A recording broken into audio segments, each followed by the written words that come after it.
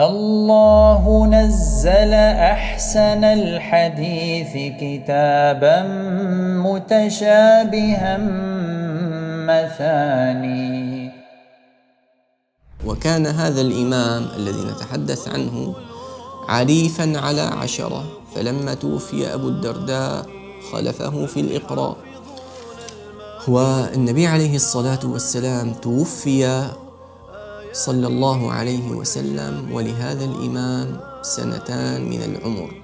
قالوا نرتله ب7 أحرف، أكرم بجمع مثقل الميزان.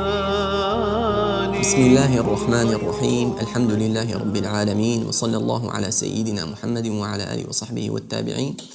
أما بعد، فهذا لقاؤنا بكم يتجدد لنجلس على مائدة القرآن العظيم مع إمام من أئمة القراءة وقدوة علم، هو الإمام المقرئ الثقة، شيخ قراء دمشق في زمانه رحمه الله ورضي عنه، وتصدر للإقراء بعد سيدنا أبي الدرداء رضي الله عنه وأرضاه.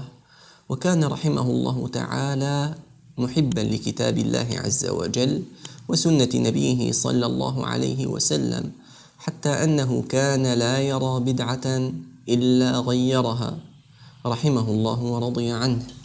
وولي قضاء دمشق بعد أبي إدريس الخولاني، كما ولي رئاسة الجند، وكان ناظرا على عمارة مسجد دمشق حتى تم بناؤه.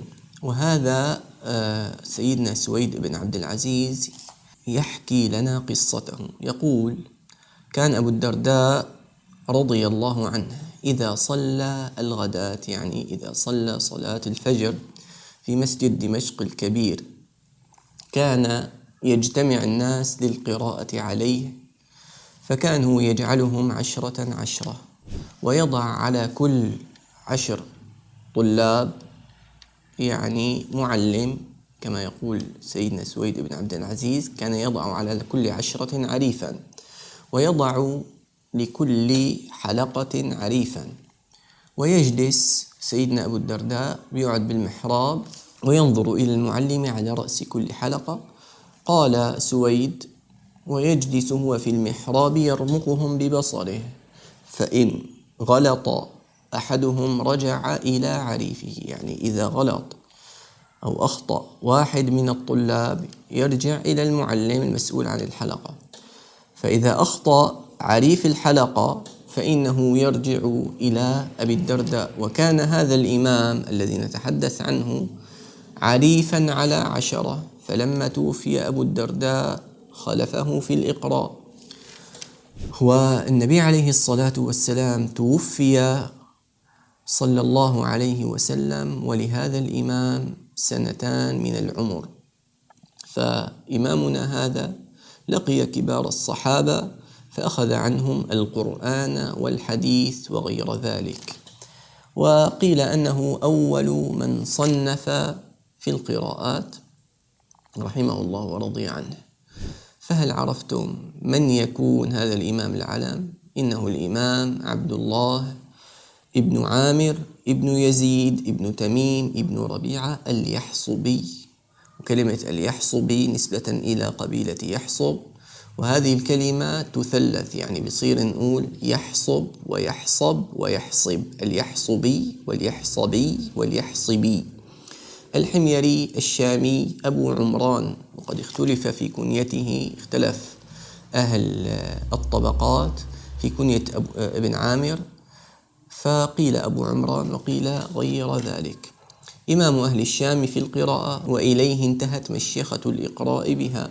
ولد سنة 8 من الهجرة، وهو قال عن نفسه: ولدت سنة 8 من الهجرة في البلقاء بضيعة يقال لها رحاب. وقبض رسول الله صلى الله عليه وسلم ولي 2 وذلك قبل فتح دمشق، وانقطعت إلى دمشق بعد فتحها ولي 9 سنين.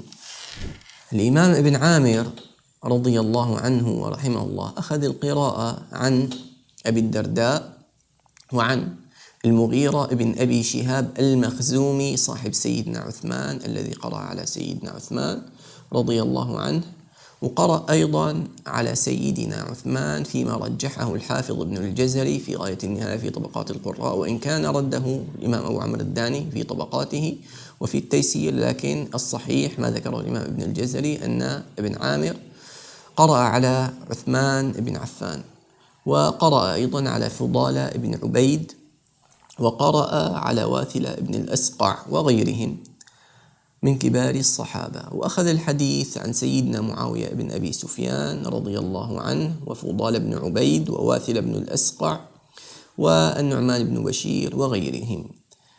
أخذ القراءة عنه عدد من أئمة القراءة، منهم يحيى بن الحارث الذماري، وأولاد ابن عامر أيضا، وخالد بن يزيد المري، وربيعة بن يزيد وغيرهم.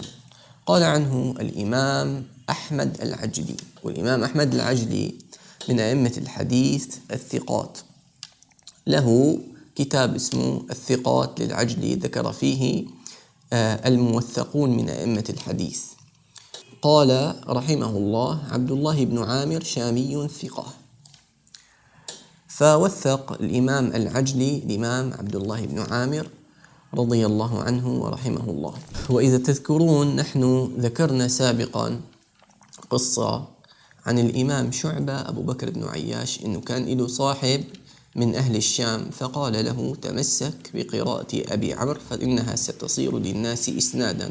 ومات شعبة في نحو 200 من الهجرة أو يزيد، ومرت السنين وبقي أهل الشام يقرؤون القرآن الكريم بقراءة عبد الله بن عامر الشامي فيما روي عنه، ويضبطون مصاحفهم على هذه القراءة.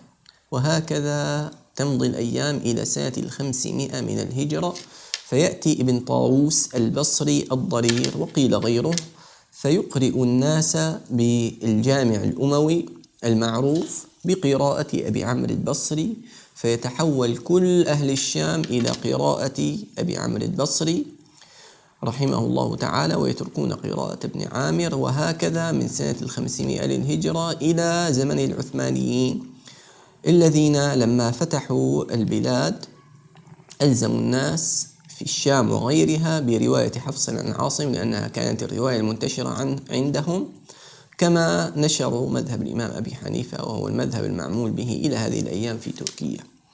فحتى الإمام ابن الجزري تلقى القرآن بقراءة أبي عمرو البصري، والإمام ابن الجزري معروف أنه مولود سنة 752 للهجرة، فرحم الله الجميع ورضي عنهم.